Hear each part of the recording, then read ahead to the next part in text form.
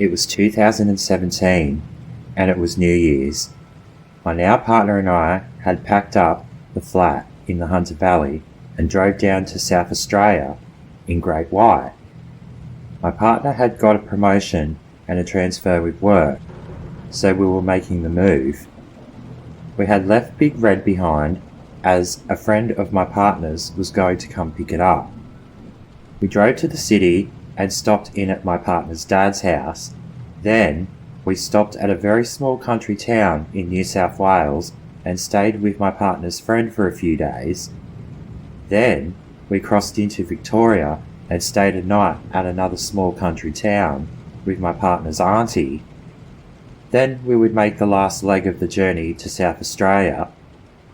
Our mate from the share house back on the coast in New South Wales had moved to South Australia, and he carried on his share house living and told us we could come and stay with him and his then partner and housemate.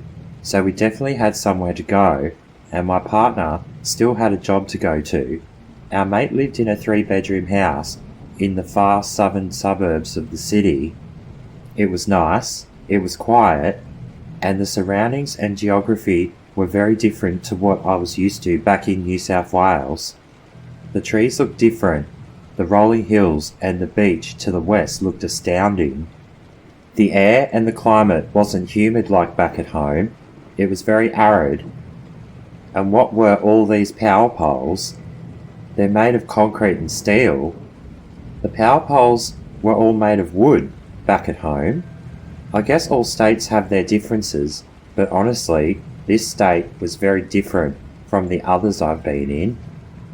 After a few days of settling in, my mate's partner asked me if I could drive him to his friend's house as he had to go pick something up. I was happy to do that as I wanted to soak up the new surroundings and get to know the area more, as this was now home. It wasn't a long drive, maybe a 10 to 15 minute drive. We got to his friend's house and he went inside. While my mate was inside the house, a police car had come driving really slow past me. I actually thought they were going to stop, but they didn't. It looked like they were staring at my car. This was something else I had to get used to, was the police cars and ambulances all looked different to back in New South Wales. My mate came back out of the house and got in the car, and we started driving up the street to find our way back out of the subdivision we were currently in. We were driving along and we see the police car following us. My mate had then asked me if we could stop in at the corner IGA close by so he could grab some things. I was fine with that, as it was just coming up and I didn't particularly want to be followed by this police car. We pulled into the car park and my mate went into IGA. I looked around the car park and the police car had followed me in, and the 2 policemen got out and walked over to my car. "Hi there, are you new around here?" I was taken aback by the question. As a matter of fact, yeah, I am. I just moved here from New South Wales. We can see that on your number plates, mate. We've just never seen the car around here before is all. Have you updated your license and registration details at all? No, officer. I've only been here for 3 days now. Okay, well you have another 11 days to do it, otherwise you'll be fined. They never even asked to see my license, but they were asking me really personal questions. I found these police officers very evasive. My mate came back out of IGA and got in the car. They then let us go, but as I pulled out of the car park, they were both staring at us with smiles on their faces, like as if they knew something that I didn't.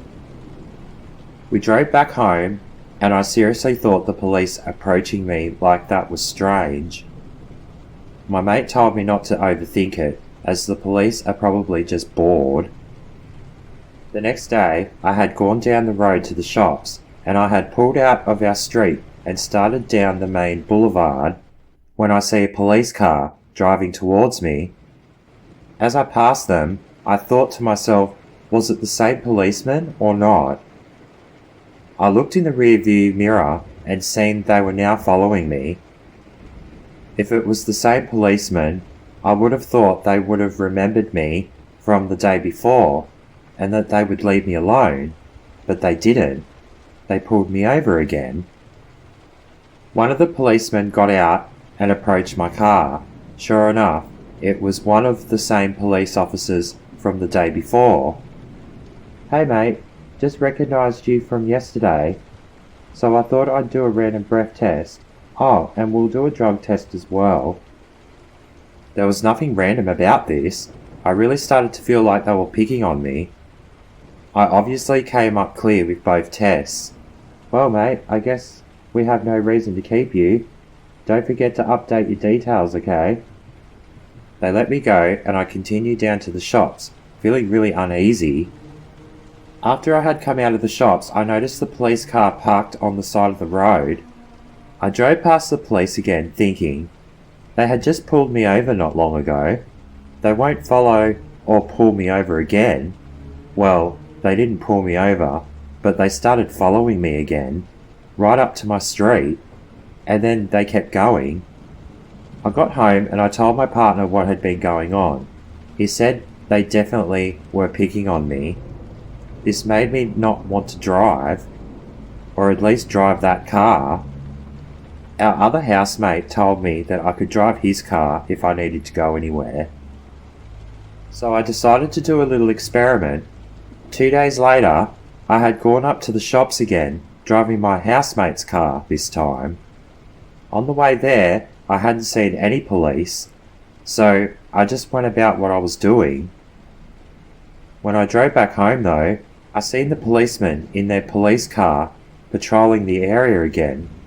They hadn't even noticed me, so it was the car, not me. On my next payday, I had gone down to the Services SA to update my license and my registration on the car.